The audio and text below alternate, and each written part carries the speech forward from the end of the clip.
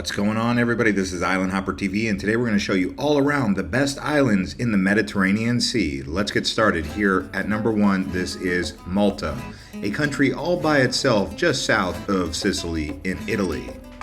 With a population of 530,000 people, it's known for its rich history, stunning architecture, and then they have some really beautiful beaches with these aquamarine colors. And from Malta, we're headed north to Corsica. This is just south of France and just west of Italy. Known as the birthplace of Napoleon Bonaparte, this is also known for its history, beaches, and its cuisine. They have some very unique cuisine that comes from here that you'll want to try out. As with many places on this list, seafood is a must in the Med. The best time of year to visit is going to be May or September. Here we are now at the Italian island of Sardinia. This one is known for having some of the best beaches in all of the Mediterranean, and as you can see by the color of these waters, that is why. People come from far and wide to spend their summers here on this beautiful Italian island. They're also one of the famous blue zones here because they have a higher percentage of people who live to be centenarians, over 100 years old. Mostly because of lifestyle choices and a healthy diet predominantly based on wine, olives, and seafood.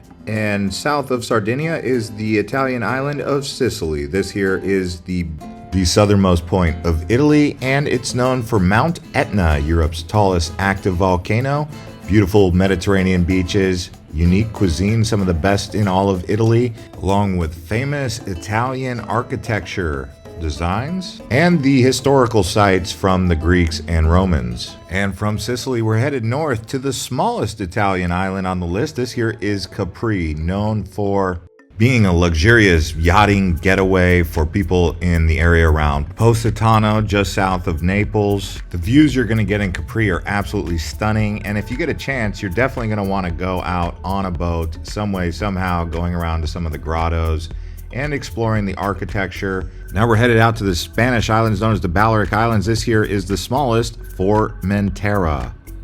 Formenterra is a beautiful island known for its crystal clear blue water, probably some of the bluest waters you will see anywhere in the world.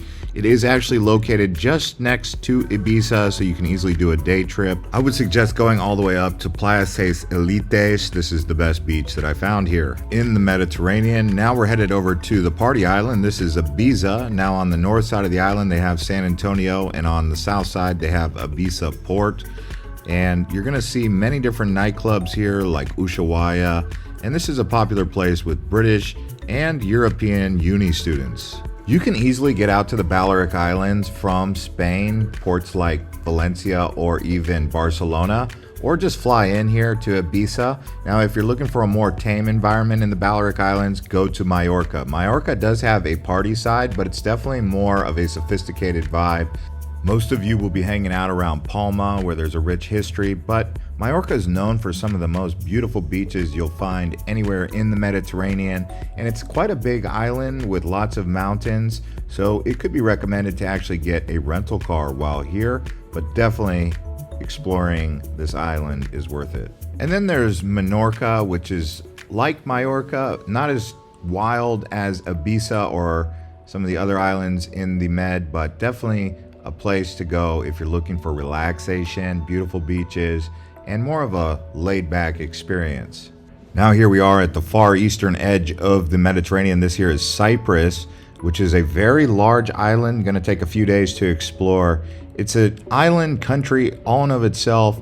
It is just off the coast of Syria and Lebanon. It is known for its beautiful beaches, its diving, and nightlife. Also, they have a halloumi cheese and a dessert wine from Cyprus.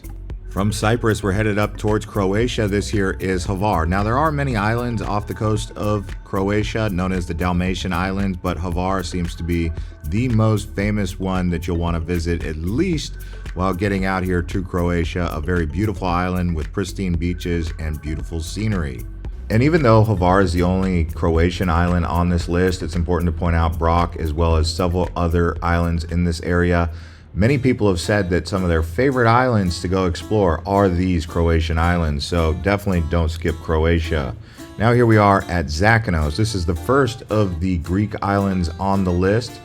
Known for its famous shipwreck beach known as Navajo, you can get views high above looking down onto the shipwreck beach, white sand, and this translucent Gatorade blue colored water that people absolutely love. The islands in the north of Greece are known as the Ionian Islands. The ones to the south are known as the Aegean Islands. So don't get them confused because they're in two totally different geological regions of Greece. As you move south, you'll see more of the Aegean Islands, of course. By the way, if you guys are enjoying this video, please do like it and subscribe to the channel as we continue to show you around. As you would imagine, the Greek islands are filled with history from the ancient Greeks and the Romans even. So from Zakynthos, we're going to head out towards the Aegean and start at the island of Rhodes. This is a very famous island, as you may have heard from history, but there's a lot to do here. It's just off the coast of Turkey, actually, opposed to the Greek mainland, although it is a Greek island. The Colossus of Rhodes is one of the 7 wonders of the ancient world, famous for the bronze statue located here in Rhodes. Also, the old town of Rhodes is a UNESCO World Heritage Site.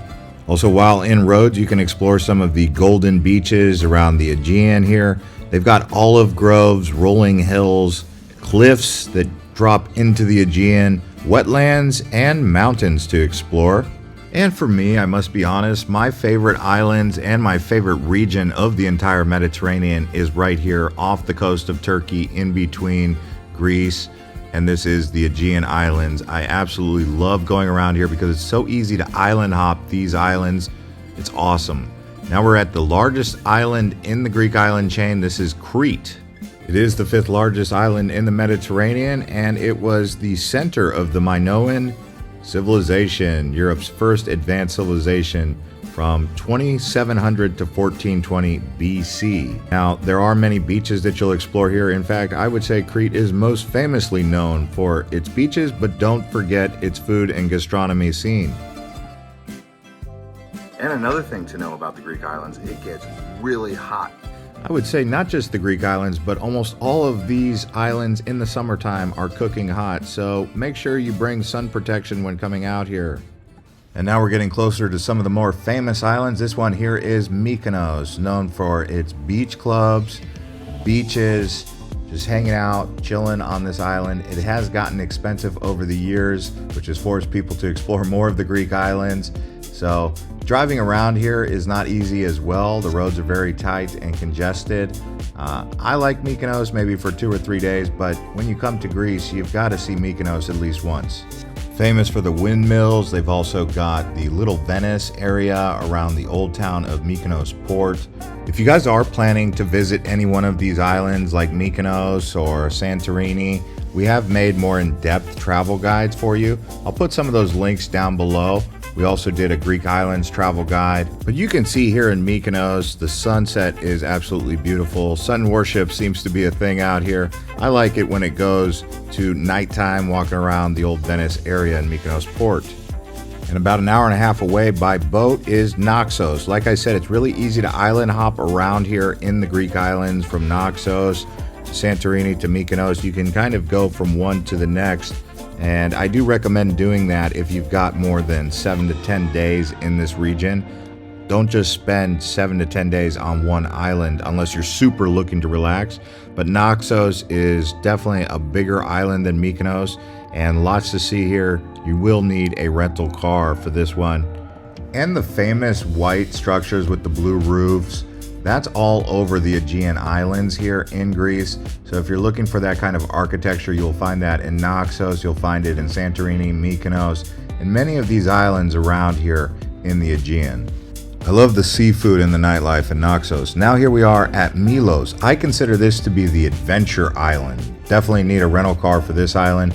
It doesn't have as much infrastructure. It's quite dusty and it does get hot in the summertime. Don't expect much rain on Milos. It's out here on the far western edge of the Aegean Sea Islands, but definitely the adventure island. I love this place and I can't wait to go back and explore all the beaches and just kick back and chill eating some of the local cuisine. By the way, some of the local cuisine is going to include octopus, squid, calamari, also snapper. Plenty of different varieties of fish come out of the Mediterranean for those of you who love seafood. and you're really going to feel quite healthy eating the food out here. You might even lose some weight when you visit the Med, especially if you incorporate some of those famous Greek salads. The number one way to get around island to island, in my opinion, is a ferry boat.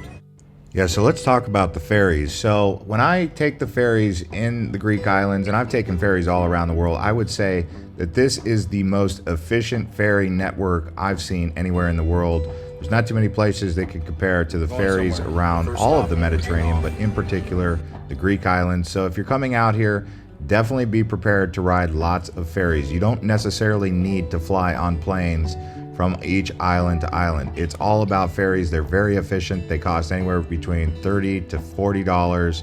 You can even drive a car on these ferries. They have AC and they're very comfortable. So now we're gonna go out to Santorini. This is the crown jewel of the Greek islands and probably the Mediterranean, the most famous honeymoon destination alongside Mykonos. And when you get here, you'll see why. They have these beautiful towns like Ia up on top of the hill. They also have Thera up on the hill, and they've got lots to do out here. Don't expect white sand beaches. They have volcanic beaches. They have a red sand beach. They have a white sand beach that's not the silica white sand, but a different type of volcanic ash sand. Then they have black sand beaches. So lots of diversity here, but really people come here for these villages. They walk around, they do the sunset vibes. Cruise ships like to come in here and dock in the area where the caldera is. And I would say Santorini takes on different vibes at different times. So in the daytime, you're definitely going to want to go to the beaches and cool off around the pools, being around water, because it does get really hot here. But as it starts to get closer to sunset, that's when people come out. They get dressed up, they like to show off and have fun. Now we're headed out to a hidden gem island. This is Ios. It's actually quite close to Santorini. If you get a chance, head over to Ios. It's known for its beautiful beach clubs, laid-back vibes. I think it's underrated. Not a lot of people consider Ios, but it should be added to your list of places to consider if you're looking for a unique experience at an up-and-coming destination that I quite honestly love. I would say 2 to 3 days in Ios, and then you can head over to Paros, which is another beautiful island just next to Ios and Naxos, actually. So if you get a chance, you can easily do the island hopping by ferry. That's why I point out the ferry system in the Aegean. I would say 2 to 3 days on each island. That's a 2-week trip. You can see many of the islands that I've included in the Greek islands right here in the Aegean just by following that itinerary, and I would highly suggest that. Now let's talk about Greek food. So you can see they've got souvlaki here with always a salad. They've got tomatoes, olives.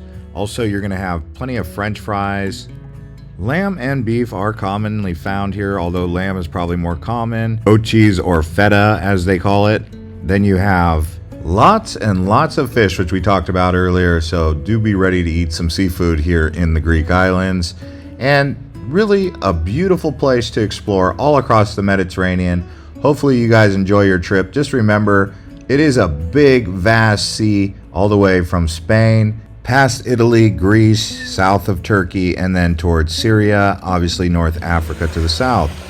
If you enjoyed watching this one, please consider watching our best islands in the world travel guide, as well as the best Caribbean islands. See you on the next one.